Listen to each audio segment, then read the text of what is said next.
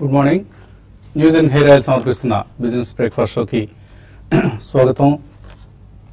Equity markets అంశాలకి వెళ్ళబోయే ముందు మనం ప్రస్తుతం ఏదైతే ఇండియన్ ఎకానమీలో డిమానిటైజేషన్ అంశానికి సంబంధించి ఒక కసరత్తు ప్రభుత్వం వైపు నుంచి నడుస్తుందో దీనికి సంబంధించిన కొన్ని వివరాలు మనం రకరకాల ఇన్వెస్టిగేషన్ రిపోర్ట్స్లో మనకు అందుబాటులో ఉన్నాయి. ఒక ఐదేళ్ల క్రితం సుమారుగా 2010 ఆ ప్రాంతంలో ఇండియా నేపాల్ సరిహద్దుల్లో కొన్ని బ్యాంక్స్కి చెందిన 70 బ్రాంచ్ల్లో సిబిఐ దాడులు జరిపింది. ఆ సమయంలో భారీ స్థాయిలో 500, 1000 రూపాయల నోట్లు, నకిలీ నోట్లు కట్టలు కట్టలుగా బయటపడ్డాయి. ఈ నోట్లు ఎవరో ఇండివిజువల్స్ లాకర్స్లో దొరికినాయి కాదు, ఎవరో ఇండివిజువల్స్ దాచుకున్న డబ్బు కాదు, సాక్షాత్తు ఆర్బీఐ నుంచి బ్యాంక్స్కి అందిన డబ్బు. ఇది నకిలీ నోట్లు. ఆర్బీఐ నుంచే నకిలీ నోట్లు బ్యాంక్స్కి అందాయంటే తీవ్రవాద సంస్థలు, మాఫియా సంస్థలు ఎంతగా మన ఎకానమీలోకి, మన వ్యవస్థలోకి చొచ్చుకుపోయాయో అర్థం చేసుకోవచ్చు. సో ఆర్బీఐ తర్వాత సిబిఐ ఆర్బీఐ వాల్ట్స్లో కూడా సోదా జరిపింది. సో ఆర్బీఐ వాల్ట్స్ అంటే మన లాకర్ లాంటివి. సో ఆ వాల్ట్స్లో కూడా కుప్పలు తెప్పలుగా నకిలీ నోట్లు బయటపడ్డాయి. సో ఇదంతా కూడా అప్పుడు ఇది ఆల్మోస్ట్ ఒక 5-6 years బ్యాక్ జరిగిన వ్యవహారం. అంటే యూపీఏ ప్రభుత్వ హయాంలో జరిగిన వ్యవహారం. సో అప్పుడు ప్రభుత్వం కావచ్చు, సిబిఐ కావచ్చు, ఈ వ్యవహారాన్ని చాలా గుట్టు చప్పుడు కాకుండా దాచిపెట్టే ప్రయత్నం చేశాయి. ఇప్పుడు ఆ వివరాలన్నీ బయటకు వస్తున్నాయి. దీని మీద ఒక పార్లమెంటరీ కమిటీని కూడా వేయటం జరిగింది. సో పార్లమెంటరీ కమిటీ నివేదిక ప్రకారం ఏం తేలిందంటే 1997-98 సుమారుగా ఆ ప్రాంతంలో ఆ సమయంలో ఆర్బీఐ కరెన్సీ నోట్ల ముద్రణని కొన్ని విదేశీ సంస్థలకి, యుఎస్, యూకే, జర్మనీకి చెందిన సంస్థలకి అప్పచెప్పింది. సో ఆ సంస్థలన్నీ కూడా ప్రధానంగా ఏంటంటే వాళ్ళు చేసేది నోట్ల ప్రింటింగ్లో రకరకాల వ్యవహారాలు ఉంటాయి. మొట్టమొదటిది paper, water mark currency paper అంటారు. ఈ పేపర్ని, ఈ రకమైన పేపర్ని తయారు చేసే సంస్థలు ప్రపంచం మొత్తం మీద వేళ్ల మీద లెక్క పెట్టదగిన సంస్థలు మాత్రమే తయారు చేస్తాయి. సో డెలారు అనే ఒక కంపెనీ ఉంది, యూకేకి చెందిన కంపెనీ. అలాగే యూఎస్ఏలో ఒక కంపెనీ ఉంది, అండ్ జర్మనీలో మరొక కంపెనీ ఉంది. సో ఈ 3 కంపెనీస్ కూడా 97-98 సమయంలో మన ప్రభుత్వం వాళ్ళకి ఆర్డర్ ఇచ్చింది. సో మీరు కరెన్సీ ప్రింట్ చేయండి, సో ఈ కరెన్సీ ప్రింటింగ్కి అవసరమైన స్పెషల్ వాటర్ మార్క్ పేపర్ని మాకు అందించండి అంటూ ఆర్డర్ ఇవ్వడం జరిగింది. అక్కడ ఈ నకిలీ నోట్ల ముద్రణ వ్యవహారానికి బీజం పడింది అనేది ఒక అనుమానం. దీన్ని మనం పూర్తిగా నిర్ధారించలేం. కాకపోతే అనుమానం మాత్రం ఈ 3 సంస్థల మీదకి వెళ్తోంది. ఎందుకంటే మొట్టమొదటిసారిగా 3 సంస్థలకి చాలా భారీ స్థాయిలో నోట్ల ముద్రని అప్పచెప్పారు. సో అక్కడ బహుశా ఈవెన్ పాకిస్తాన్ లాంటి కంట్రీ కూడా నకిలీ నోట్ల తలనొప్పి ఉంది. సో మనం అనుకుంటాం పాకిస్తాన్ వాళ్ళు తయారు చేసేసి మన ఇండియాలోకి వదులుతున్నారని. No, there are so many ways, so many mafia organisations trying to do this. But ఈ ముద్రణ సంస్థల దగ్గరే ముద్రించబడిందా లేదా ఇతర మార్గాల్లో కరెన్సీ పేపర్ను వాళ్ళు సప్లై చేస్తే వేరే ప్రింటింగ్ ప్రెస్లో జరిగింది. ఎందుకంటే పేపర్ అనేది ఒక భాగం మాత్రమే, తర్వాత ప్రింటింగ్ ప్రెస్లు వస్తాయి, నోట్ యాక్సెసరీస్ ఉంటాయి. అంటే మనం చూసే సన్నపాటి దారం లాంటివి తయారు చేసే కంపెనీలు ఉంటాయి, అలాగే ఇంక్స్ తయారు చేసే కంపెనీలు వేరే ఉంటాయి. అండ్ వీటన్నిటిని ఒక చోటకు చేర్చి ఇంటిగ్రేటర్స్ కొంతమంది ఉంటారు. సో వీళ్ళందరూ కలిసి ఒక ర్యాకెట్గా ఫామ్ అయితే మాత్రమే ఇంత భారీ స్థాయిలో ఇంత పకడ్బందీగా ఆ నోట్ని మనం చూస్తే అసలు గుర్తించడం ఇది నకిలీ నోట్ అని, అంత కరెక్ట్గా ఉంటాయి అన్నమాట ఆ నోట్స్. ఈవెన్ ఆర్బీఐ అధికారులు కూడా గుర్తించలేనంత నకిలీ నోట్ క్వాలిటీ అలా ఉంటుందన్నమాట. సో అంత ఎక్స్పర్టైజ్ మార్కెట్స్లో అందుబాటులో ఉంది. సో మన ఎకానమీ మాత్రమే కాదు, చాలా దేశాల ఎకానమీకి నకిలీ నోట్ల ముద్రణ అనేది ఒక పెద్ద కరెన్సీ సర్క్యులేషన్ అనేది ఒక పెద్ద తలనొప్పిగా ఉంది. సో మోడీ గారు బ్లాక్ మనీని అరికట్టడం ప్రధాన ఉద్దేశం కాదు, ఈ నకిలీ నోట్లని నివారించడం ప్రధాన ఉద్దేశంగా ఇప్పుడు డిమానిటైజేషన్. ఎందుకంటే లాస్ట్ ఆగస్ట్ నుంచే 2000 రూపీస్ నోట్స్ ముద్రణ మన మైసూర్ ప్రెస్లో ప్రారంభమైందట. అంటే ఆగస్ట్ నుంచి ఆయన ఈ వ్యవహారాన్ని ప్రారంభించారు. నవంబర్ 8న అఫీషియల్గా డిక్లేర్ చేశారు అన్నమాట. సో బ్లాక్ మనీ ఎంత బయటపడుతుందో మనకి ఇప్పుడు తెలియదు, కానీ అట్లీస్ట్ నకిలీ నోట్ల ముద్రణ వ్యవహారం ఆగిపోయి మనందరం మన దేశానికి సంబంధించిన కరెన్సీని, నిజమైన స్వచ్ఛమైన కరెన్సీని వాడటం అనేది ఒక వ్యవహారం అయితే, అసలు కరెన్సీని ఎందుకు వాడాలి, మనం క్యాష్లెస్ సొసైటీకి ఎందుకు మారకూడదు? సో డిజిటల్ కరెన్సీని వాడటం అందరం అలవాటు చేసుకుందాం. So that way we can save our country from this fake notes. And టెర్రరిస్టులకి ఫైనాన్సింగ్ చేయడానికి ప్రధానంగా ఈ ఫేక్ నోట్స్ వాడుతున్నారంటున్నారు. కాబట్టి టెర్రరిస్టుల ఎలిమినేషన్కి, ఫేక్ నోట్స్ ఎలిమినేషన్కి ఇప్పుడు ఈ డిమానిటైజేషన్ ఉపయోగపడాలని ఆశిద్దాం.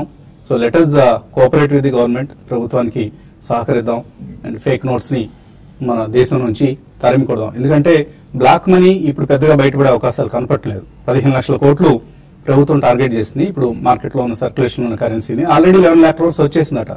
ఇంకా ఒక 1 month టైం ఉంది కాబట్టి ఆల్మోస్ట్ ఈ 1 month లో మరొక 2-3 లక్షల కోట్లు వస్తే బహుశా 1 లక్ష కోట్ల రూపాయలు గవర్నమెంట్కి అందాల్సిన డివిడెండ్ అందకుండా పోతుంది. సో మనం ఏదో భారీగా ఫిస్కల్ డెఫిసిట్ తగ్గిపోతున్నానో లేకపోతే ప్రభుత్వానికి ఉన్న డెట్ బర్డెన్ తగ్గుతున్నానో ఆశించడం సాధ్యపడే అంశంగా లేదు. So it is a disappointment. In fact మనం కొద్దిగా డిసప్పాయింట్మెంట్. ఏదో ఒక 2-3 లక్షల కోట్లు ఇప్పుడు ప్రభుత్వానికి కలిసి వస్తుంది, దీనివల్ల డివిడెండ్ గా అందుతుంది ఆర్బీఐకి, ఆ డివిడెండ్ ని గవర్నమెంట్ పాస్ ఆన్ చేస్తుంది, ఫలితంగా మన ఫిస్కల్ డెఫిసిట్ ని మనం ఎలిమినేట్ చేసుకోవచ్చు. ఇలా రకరకాలుగా ఎకనమిస్ట్ అందరూ ఊహాగానాలు చేశారు, అవి నెరవేరే అవకాశం కనపట్లేదు. బట్ అట్లీస్ట్ ఫేక్ నోట్స్ ని మనం కనుక ఆ సమస్యను కనుక మనం అధిగమించగలిగితే it's a big boost for the economy and terrorism లాంటివి తగ్గే అవకాశం ఉంటుంది. Let us hope for the best. అందరం మోడీ గారికి సహకరించే ప్రయత్నం చేద్దాం. ఇదేదో మోడీ గారి పర్సనల్ గా బెనిఫిట్ అయ్యేది కాదు కదా, మన అందరి కోసం చేస్తున్న పని కాబట్టి let's all cooperate with the union government. అని కొన్ని ఛానళ్లలో రకరకాలుగా ప్రచారం జరుగుతోంది.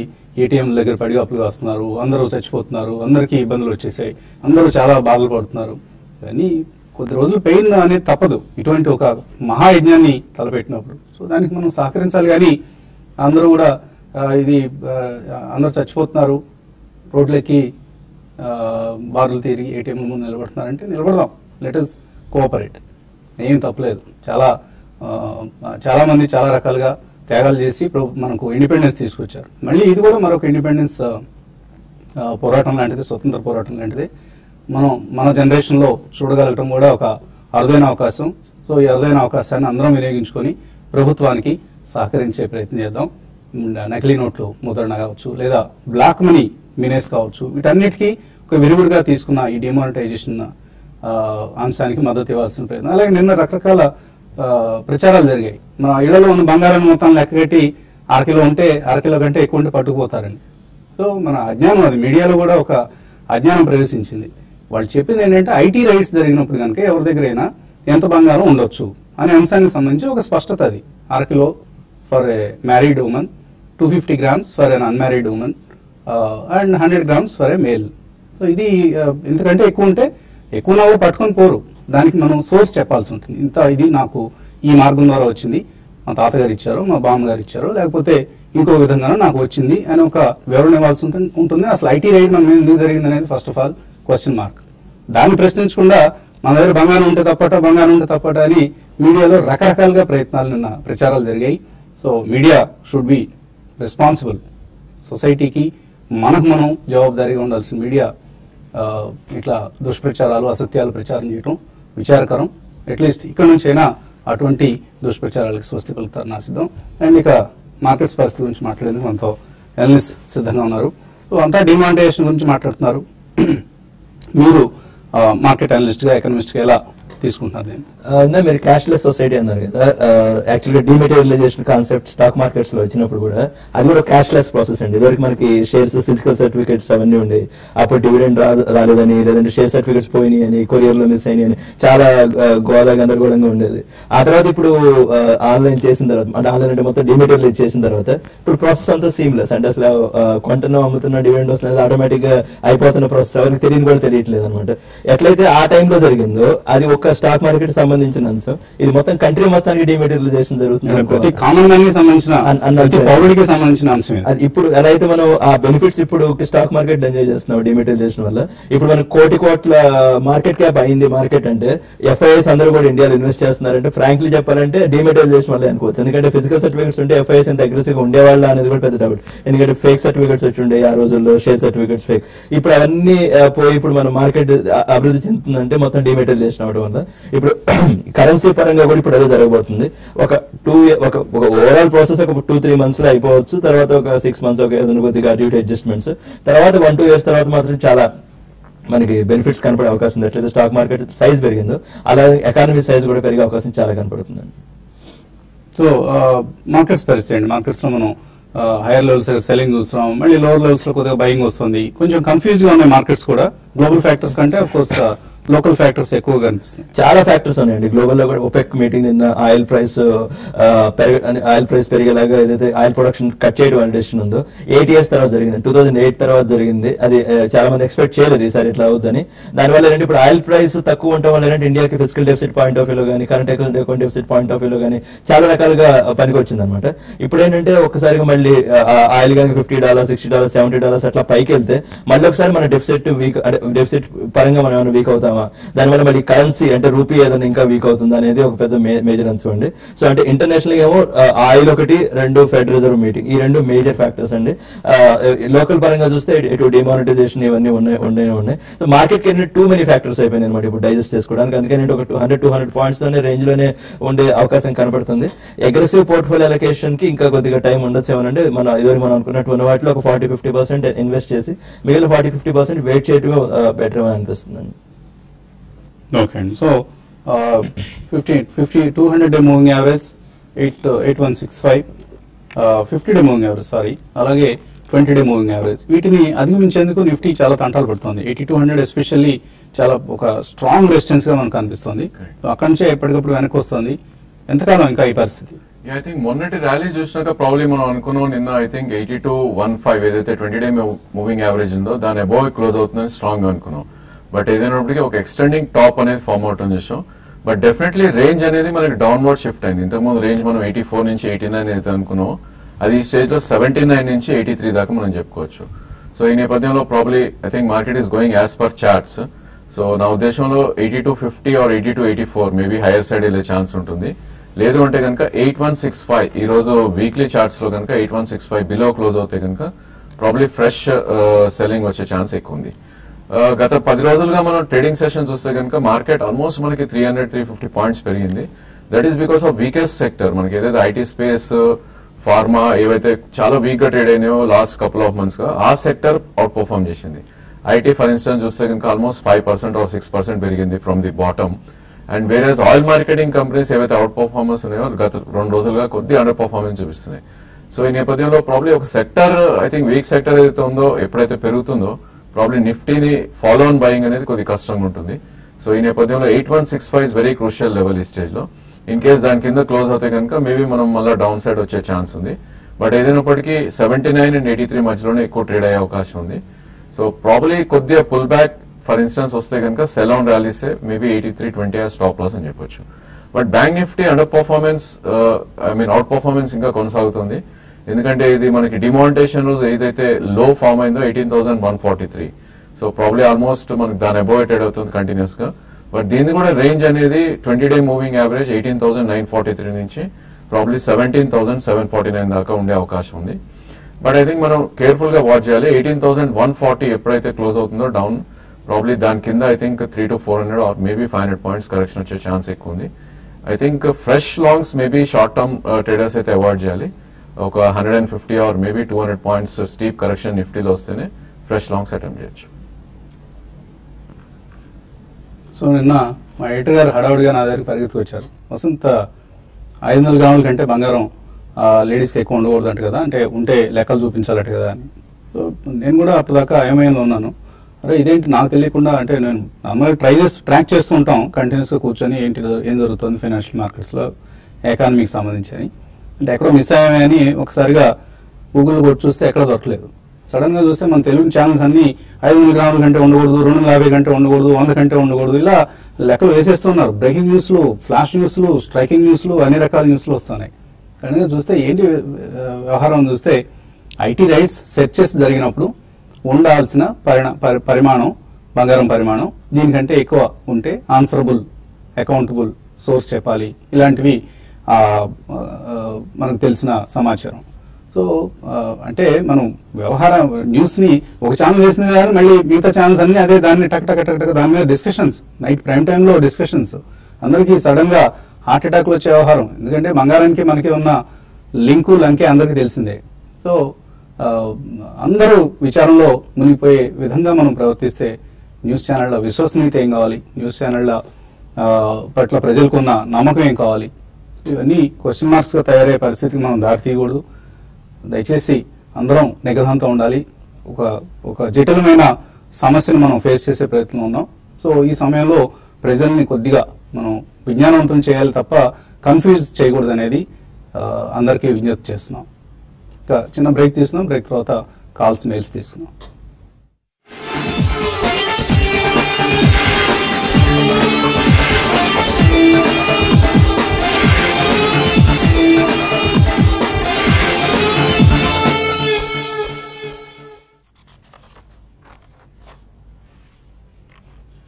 బిజినెస్ బ్రేక్ఫాస్ట్ షోకి తిరిగి స్వాగతం. కాలర్స్ లైన్ ఉన్నారు. మొదటి కాలర్ వెంకటరామరెడ్డి అనంతపురం నుంచి.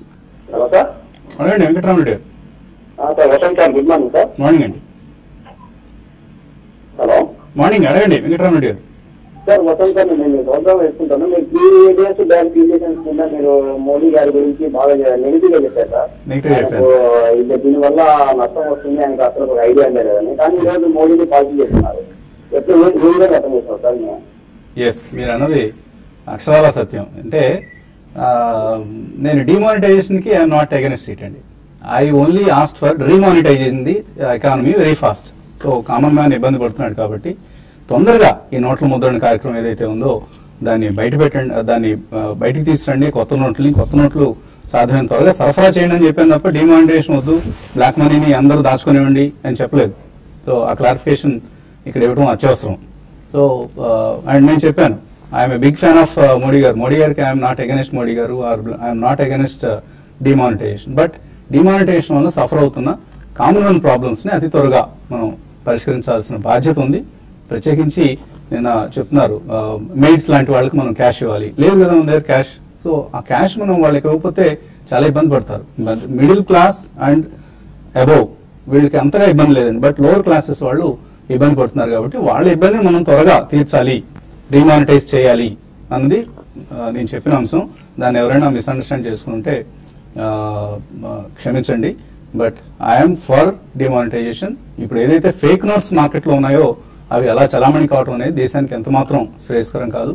సో ఇప్పుడు మనం మార్నింగ్ చెప్పింది కూడా ఫేక్ నోట్స్ ఎంత విస్తృతంగా, ఇన్ఫాక్ట్ ఆర్బీఐ వాల్స్ లోకి చొచ్చుకుపోయినంతగా ఫేక్ నోట్స్ చలామణిలో ఉన్నాయంటే అది మన అసమర్థత, మన దేశంలో పాలకుల నిర్లక్ష్యం, వాళ్ళ నిస్సిగ్గుగా వ్యవహరించిన తీరు. దాన్ని మనం సాధ్యం త్వరగా పరిష్కరించుకోవాలి. At least now effort being made by Modi or whatever whoever is in power. So individuals మనకు ముఖ్యం కాదు, వ్యవస్థ బాగుపడాలి. And we're fortunate to have a strong leader in place as of now. తర్వాత కాలర్ బెంగళూరు నుంచి Penchalaiah. Sir good morning sir. Morning అండి, అడగండి. Sir నేను ఇది కొత్తగా సార్ నేను రీసెంట్ గా ట్రేడ్ చేశాను. రీసెంట్ గా షేర్ ఉన్నాను సార్. నాకు కొత్త ఇది యాక్చువల్ గా 1 month బిఫోర్ నుంచి మీ ప్రోగ్రామ్ 1 month బిఫోర్ నుంచి మీ ప్రోగ్రామ్ చూస్తాను కంటిన్యూస్ గా. ఓకే అండి. చూసి దానివల్ల ఇంట్రెస్ట్ అయ్యి నేను కొన్నాను కూడా సార్. నేను రీసెంట్ గా Sudarshan chemicals, RCom, corporation bank ఈ 3 కొన్నాను సార్. ఈ టైంలో సుదర్శన్ కెమికల్స్ 360 లో కొన్నాను సార్. ఈ టైంలో నేను యావరేజ్ చేసుకోవచ్చు సార్. కొత్తగా దిగారు. అసలు ఈ 3 స్టాక్స్ మీరు ఎలా సెలెక్ట్ చేస్తున్నారు? సెలక్షన్ క్రైటీరియా ఏంటి? అంటే సార్ ఈ Sudarshan chemicals sir Kutumbarao sir weekend search చేసింది. Weekend 26th November sir suggest చేశారు. సో ఇది మాత్రం నేను కొన్నాను. ఇది మాత్రం సార్ సజెస్ట్ చేసి కొన్నాను. మీద 2 వచ్చి మా ఫ్రెండ్ సజెస్ట్ చేశారు కొన్నాను సార్. ఫ్రెండ్ సజెస్ట్ చేశారు. మీరు కుటుంబరావు గారు, TV5 మీ ఫ్రెండ్ ఇలాగంటే కూడా మీరు కొద్దిగా మీ సొంతంగా నిర్ణయాలు తీసుకుంటే మంచిదండి. ఎప్పుడు కూడా మన కార్యక్రమంలో చెప్పేది అదే, మన అనలిస్ట్ అందరూ మిమ్మల్ని గైడ్ చేయడానికి ఉన్నారు తప్ప వాళ్ళు చెప్పింది మీరు తక్షణ తూచా తప్పకుండా ఫాలో కమని కాదు. మీ సొంత రీసెర్చ్ కూడా చేస్తూ ఉండండి. ఇవన్నీ మీరు కొన్నవి ఆర్కామ్ తప్పితే 2 స్టాక్స్ కూడా మంచిగా. Sudarshan chemicals is a good company. Corporation bank కూడా one of the better banks in the PSU pack. ఇక్కడ యావరేజ్ చేసుకోవచ్చు అవి. I think Sudarshan chemical probably కొద్ది వెయిట్ చేయొచ్చండి. ఎందుకంటే లాస్ట్ 7 to 8 months లో కనుక ఈ స్టాక్ చూస్తే కనుక ఆల్మోస్ట్ 78-80 రూపీస్ నుంచి 455 దాకా వెళ్ళటం చూసాం. అండ్ మొన్నటి స్వింగ్ లో కూడా అరౌండ్ 281 దాకా వచ్చింది. So definitely stock is a good stock, but price point కొద్దిగా ఎక్స్పెన్సివ్ అనిపిస్తుంది ఈ స్టేజ్ లో. కరెంట్ మార్కెట్ ప్రైస్ 316 ఉంది. మేబీ ఇది మొన్నటి లో 280 కట్ అవుతే కనుక ఫర్దర్ గా 230 or 240 దాకా వచ్చే ఛాన్స్ ఉంది. బట్ మార్కెట్ లో డెఫినెట్లీ ఆపర్చునిటీస్ వస్తాయండి. సెల్ ఆఫ్ మార్కెట్ బాగా వచ్చినప్పుడు second price point between 230 and 250 మధ్యలో యావరేజ్ చేసుకోండి. Corporation maybe I think you should avoid అండి. యావరేజ్ అయితే ఉన్న స్టాక్ ఉంచండి. But RCom definitely I would suggest to exit అండి. మేబీ కొంచెం పుల్ బ్యాక్ రావచ్చు ఆ స్టాక్ లో. సో ఈ స్టాక్ చూస్తే కనుక ఆల్మోస్ట్ మనకి 180 రూపీస్ నుంచి కంటిన్యూస్ డౌన్ ట్రెండ్ లో ఉన్న స్టాక్ ఇది. And every time newer lows చూస్తుంది. So telecom as a space I think నా ఉద్దేశంలో అవాయిడ్ చేయాలి at least for 6 months.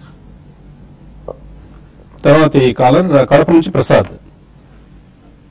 Prasad sir morning అడగండి.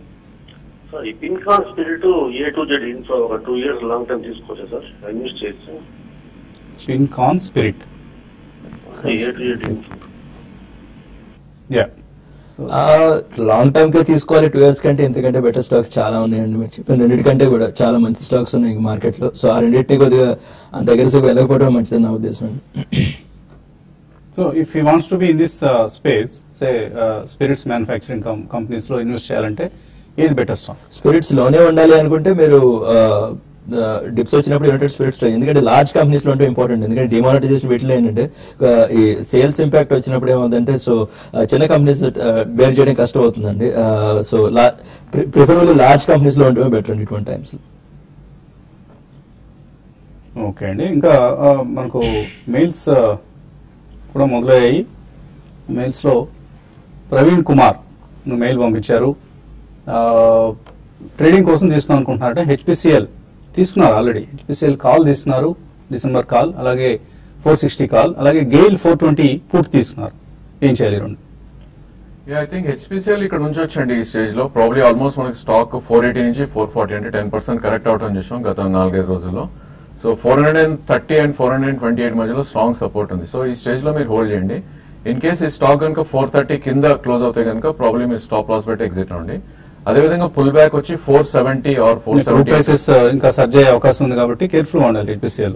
అందుకే 430 కింద స్టాప్ లాస్ పెట్టుకోవాలి. Gayle I think you going against the trend అండి. గేల్ నిన్న చూస్తే కనుక మంచి స్పాట్ రావడం చూసాం. So I don't suggest to hold Gayle put అండి. డెఫినెట్లీ ఇమీడియట్ గా మీరు కవర్ చేసుకోమని చెప్తాను. ఒకసారి నా దురదృష్టం వెంటాడుతుందండి మనల్ని. సో మీరు ఏం చేస్తారంటే 2 రివర్స్ పొజిషన్స్ తీస్తున్నారు. గెయిల్ ఏమో పుట్ తీస్తున్నారు, హెచ్పిసిఎల్ కాల్ తీస్తున్నారు. 2 బెడ్స్ కొట్టాయి. నథింగ్ టు వరీ, సరదాగా తీసుకోండి. Take it in a good spirit and కొద్దిగా స్టాప్ లాస్ ఇస్తూ మీ పొజిషన్స్ మెయింటైన్ చేయండి. సమయం మించిపోయింది. సో youtube.com/tvmoney/live లో మళ్ళీ కలుద్దాం.